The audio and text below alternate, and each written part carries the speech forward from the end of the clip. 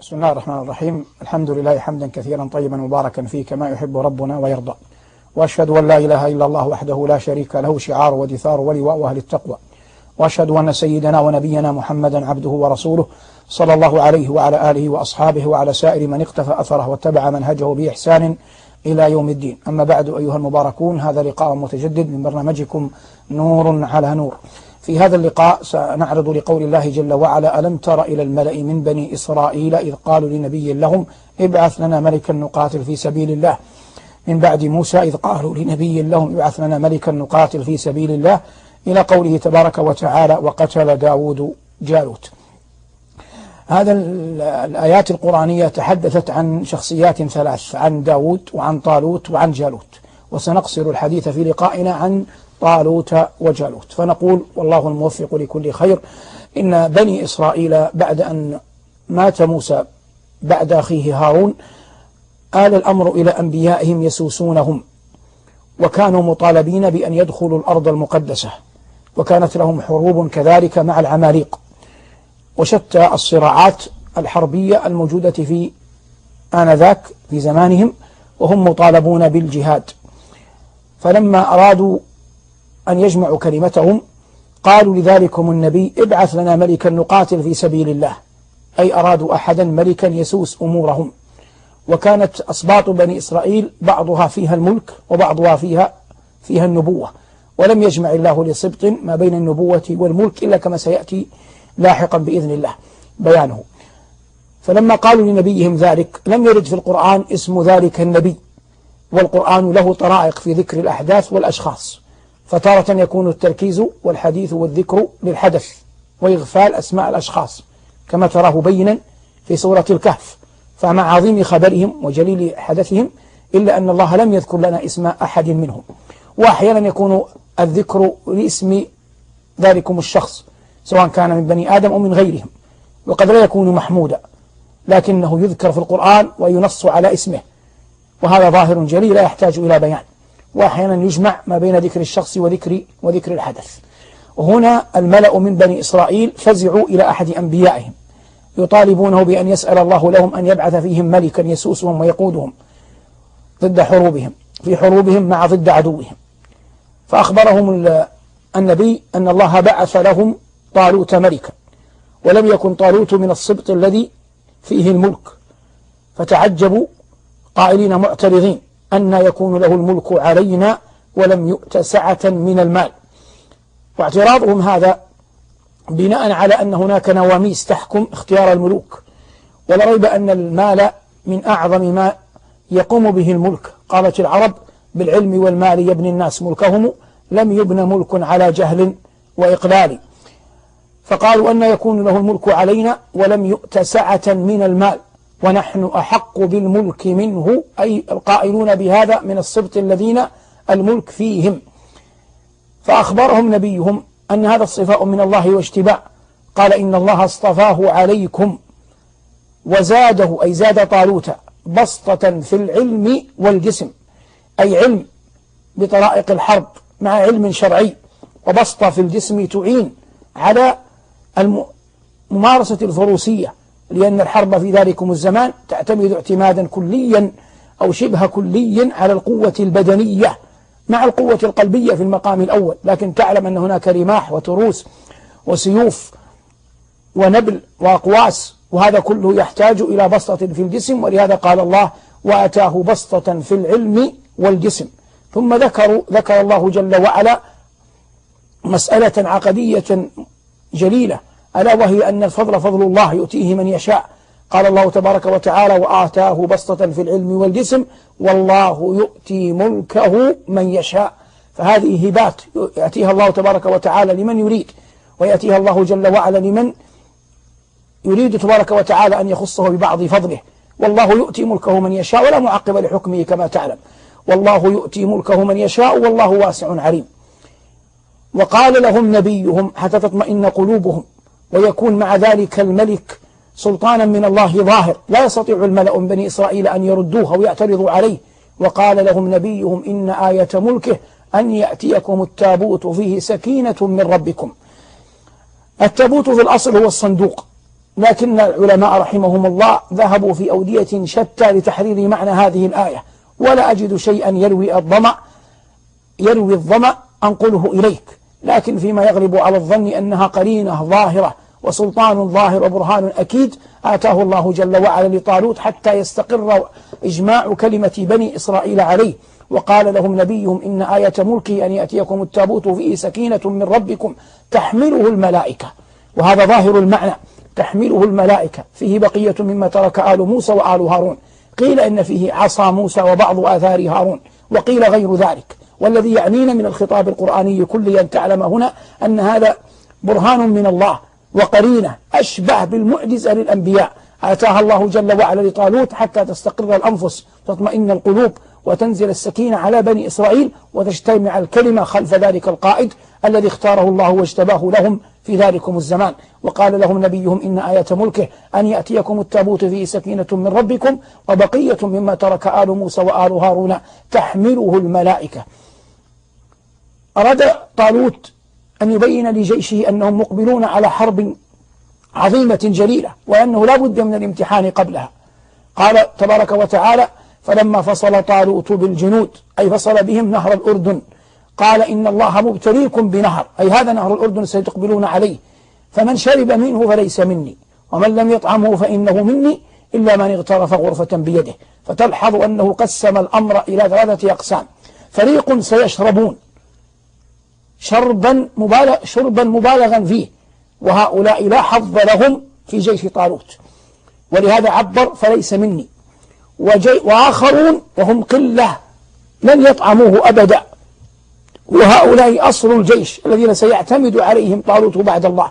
وآخرون لا يشربون كما شرب الأولون وإنما يطعمون، أشبه بالذواقة بلغة العامة اليوم، لأن الطعم لا يقال للشرب في الغالب وإن قال به بعض الأفاضل، إلا من اغترف غرفة بيده ومن لم يطعمه فإنه مني إلا من اغترف غرفة بيده. فلما أقبلوا على النهر إذا بالماء بين أعينهم ابتلاء لهم تمحيصا لقلوبهم قبل أن يلقوا عدوهم. قال الله جل وعلا فشربوا منه إلا قليلا منهم. صدق عليهم ظن طالوت، فشربوا منه أي أكثرهم من ذلكم النهر الذي ابتلاهم الله جل وعلا به إلا قليلا منهم. هؤلاء القليل قيل إنهم بلغوا 310 رجلا، وقيل إن هذا العدد وموافق لعدد أصحاب محمد صلى الله عليه وسلم يوم بدر، والعلم عند الله. فشربوا منه إلا قليلا منهم، أي من أولئك النفر الذين اصطفاهم الله. وهذا دليل أشبه بالدنيا، فالدنيا يمكن أن نقول على ما يسمى بالتفسير الإشاري الذي يقبل في نطاق ضيق أن الدنيا أشبه بالنهر هذا الذي اعترض بني إسرائيل، فمن أخذ منها أخذا كاملا ونسي الآخرة فهذا المخلد في النار الكافر، ومن لم يطعم منها أبدا فهذا زاهد لم يعرف هدي الأنبياء، ومن اغترف منها ما يبلغه إلى الله فهذا الذي عرف هدي الأنبياء، بخلاف تطبيق جيش طالوت بالكامل. وثمة خبر أشبه بالطرافة، وهو مع بساطته وطرافته إلا أنه يعينك في فهم الدنيا. يقولون في أخبارهم وما يروونه في عالم الوعظ المقبول، يقولون إن رجلا خطب امرأة حسناء، رجل فقير جدا خطب امرأة حسناء بالغة في الحسن، هل تقبلين بي زوجا؟ قالت نعم، فلم يكن يصدق من الفرح، فأخذها معه إلى من يعقد له النكاح، فالذي أراد أن يعقد لهما النكاح فتن بالمرأة، قال لها تقبلين بي زوجا؟ قالت نعم، فغضب الفقير، فشكى الفقير من أراد أن يعقد إلى القاضي، فذهبوا الثلاثة، المرأة والذي أراد أن يعقد والفقير، فلما رأى القاضي المرأة فتن بها أشد ممن كان قبله، فقال هل ترضين بي زوجا؟ قالت نعم، فاشتكى الفقير ومن يعقد الأمر إلى الوالي، وذهبوا إلى الوالي إلى السلطان في ذلكم العهد، وشكوا إليه الأمر، فقال أي قاض هذا؟ ائتوني به، فأقدمت المرأة والقاضي والفقير ومن كان يعقد، فلما رأى الوالي المرأة وحسنها وجمالها فتن بها، قال: هل ترضين بي زوجا؟ فغضب الباقون وذهبوا إلى العامة يؤلبونهم على الوالي، فجاء العامة إلى الوالي فرأوا المرأة، فكل يقول لها: هل ترضين بي زوجا؟ ففرت منهم، فأخذوا جميعا يتبعونها. ماذا قالت؟ قالت: أنا الدنيا وكل أحد يطلبني لنفسه لكني لا يملكني أحد. فهمت المثل الآن؟ هذا مثل أيها المبارك للحياة الدنيا. هنا جعل الله جل وعلا هذا النهر ابتلاء لمن؟ للجيش الذي مع طالوت، وقال: إن الله مبتليكم بنهر فمن شرب منه فليس مني ومن لم يطعمه فإنه مني إلا من اغترف غرفة بيده.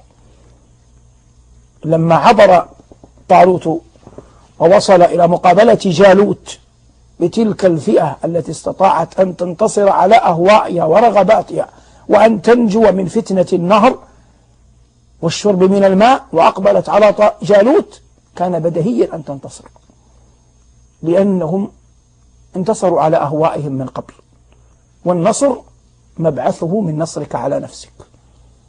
فاقد الشيء لا يعطيه، ومن كان مفتونا لا يمكن أن يعطي، لا يمكن أن يمنح.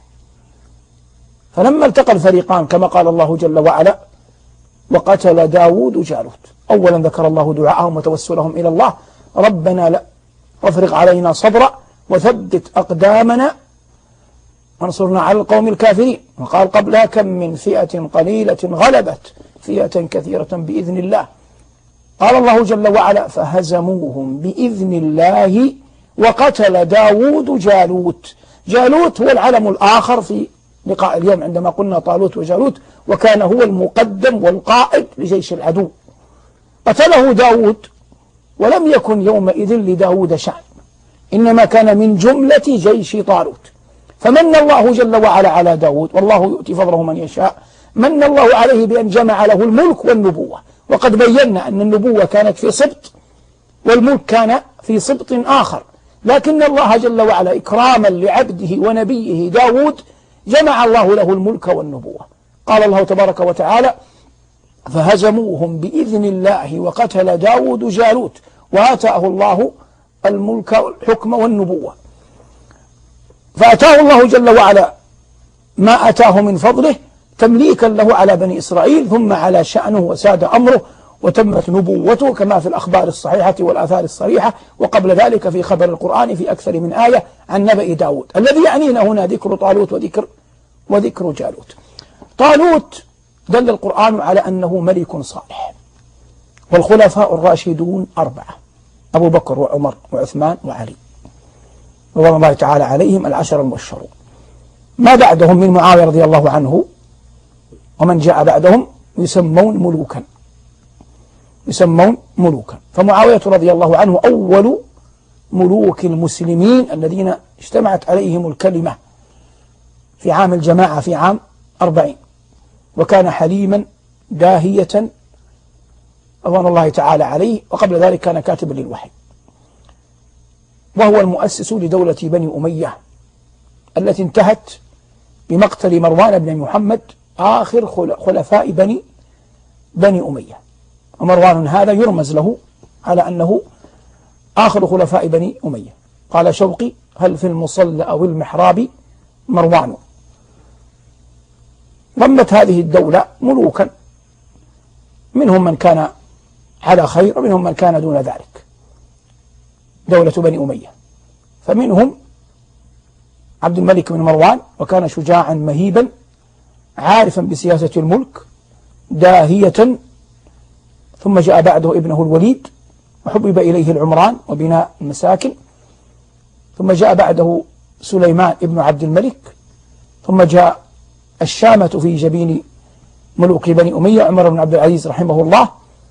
ثم غير ذلك من الخلفاء. في دولة بني أمية حصل الامتداد الإسلامي، حصل كذلك داخليا في الدولة الإسلامية سفك للدماء على يد الحجاج الذي قتل عبد الله بن الزبير رضي الله تعالى عنه وأرضاه. وواجهت الدولة الأموية صراعات عدة، لكن بالجملة كان الملك لهم. ثم قامت دولة بني العباس عام 132 تقريبا على يد أبي العباس السفاح، وهو من ذرية عبد الله بن عباس رضي الله تعالى عنهما، ولم يعمر طويلا، بعد عامين تقريبا أو أقل أو أكثر بيسير انتقلت الخلافة إلى المؤسس الثاني لدولة بني العباس أبي جعفر المنصور. واجه أبو جعفر خصوما كثيرين، من أشهرهم عمه عبد الله بن علي وأبو مسلم الخراساني، لكنه كان جبارا فتخلص من الاثنين ووطد الملك، وعرف ببطشه وقوة جبروته. من أشهر خلفاء بني العباس هارون الرشيد المشهور، وهو القائل للسحابة: أمطري حيث شئت يأتيني خراجك. المأمون عرف بقوته العقلية وحلمه وحكمته، إلا أنه أضر بالناس عندما نقل كثيرا من الكتب اليونانية، بعضها على غير بصيرة في نقلها. وفي عهده حدثت الفتنة المشهورة بخلق القرآن أول أمرها، وزاد وبالها وعظم شررها في عهد أخيه المعتصم ثامن خلفاء بني العباس. ثم سقطت خلافة بني العباس على يد هولاكو. هاتان الدولتان في سالف الأيام هما أشهر ملوكها، هم أشهر ملوك المسلمين. ثم بعد ذلك لا يخفى حصلت دول ودول وأحوال وأحوال. أسأل الله أن يجمع كلمة المسلمين، وأن يحفظ على الأمة كلها دينها وأمنها. هذا الأمر نسوقه ونحن نتكلم عن طالوت وجالوت، واضطررنا للاستطراد التاريخي لأننا كنا نتكلم عن ملك صالح هو طالوت. كلمة ملك، الملك اسم من أسماء الله، ويجوز تسمية غير الله بهذا الاسم، لأن الله ذكر ذلك في كتابه وقال: الملك إني أرى 7 بقرات سمان. لكن كم هو فرق عظيم ما بين ملك الخالق وملك المخلوقين. فملك المخلوقين ملك صوري، وملك الله جل وعلا ملك حقيقي، إليه يؤوب الأمر تبارك وتعالى، فينتهي الملك الصوري ولا يبقى إلا الملك الحقيقي، وهو لله من قبل ومن بعد. قال الله تعالى: الملك يومئذ الحق للرحمن. وقال تبارك وتعالى: والأمر يومئذ لله. وقال جل شأنه: لمن الملك اليوم؟ لله الواحد القهار. اجتماع الناس على إمام واحد وعلى ملك واحد من أعظم مقاصد الشرع. حذر الإسلام من الفتن والخروج على ولاة أمر المسلمين، لأن في ذلك إضعافا لشوكتهم وإذهابا لقوتهم وقياما للفتنة وسفكا للدماء بينهم، وذلك مما حذر الشرع منه. هذه آيات من سورة البقرة ذكر الله جل وعلا فيها ملك طالوت، ثم بين جل وعلا فيها مقتل جالوت، وكيف كان مقتله سببا في أن يمن الله جل وعلا على داود ذلكم النبي الصالح بالملك والعلم والحكمة والكتاب وغير ذلك مما أفاء الله جل وعلا عليه. والعجب أن خبر داود جاء في السنة ذكره وأن له شأنا قبل أن يولد. فإن النبي صلى الله عليه وسلم كما جاء في السنن أخبر أن الله جل وعلا لما خلق آدم مسح على ظهره، فأخرج من ذرية آدم في عالم الأرواح من كتب الله له من أبناء آدم أن يكون. فرأى آدم في أحد بنيه وبيصا من نور في عينيه، فقال: أي رب، من هذا؟ قال: هذا رجل من ذريتك يقال له داود. قال: أي رب، كم جعلت عمره؟ قال: 60 عاما. قال: أي رب، فهبه من عمري 40 عاما. جاء في الأثر أن ملك الموت لما أراد أن يقبض روح آدم ذكره الملك بما آتاه آدم من عمره بقدر الله لداود. قال صلى الله عليه وسلم: فنسي آدم فنسيت ذريته، وجحد آدم فجحدت ذريته. والشاهد منه أن داود عليه السلام مذكور بذكر عظيم جدا في القرآن وفي السنة. وحسبك حديث: أحب الصلاة إلى الله صلاة داود، وأحب الصيام إلى الله صيام داود، كان ينام نصف الليل ويقوم ثلثه وينام سدسه، ولما ذكر الصيام قال كان يصوم يوما ويفطر يوما صلوات الله وسلامه عليه. من هذا يفهم أنه يمكن الجمع ما بين العلو في الدنيا وبين الطاعة، فقد يكون الرجل ذا شأن ملكا أو أميرا أو واليا أو وزيرا أو ثريا أو وجيها أو غنيا، ولا يمنع ذلك أن يكون عظيم الصلاح. وقد يكون الإنسان فقيرا معدما مسكينا ملصقا بالتراب، ويكون فيه من الكبر وحب الشهوات والانغماس في الرذائل ما فيه.